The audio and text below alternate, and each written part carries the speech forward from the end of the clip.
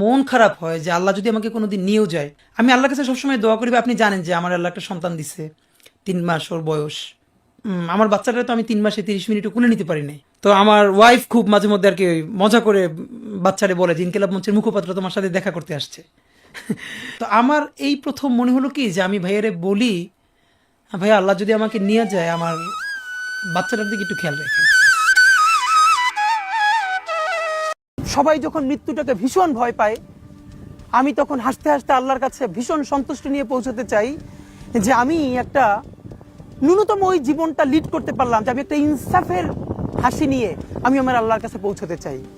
সুতরাং আগামী 50 বছর বাঁচলাম, কোনো ইম্প্যাক্ট তৈরি হলো না আমারে দিয়ে, দেশের জন্য, রাষ্ট্রের জন্য, উম্মার জন্য, জাতির জন্য।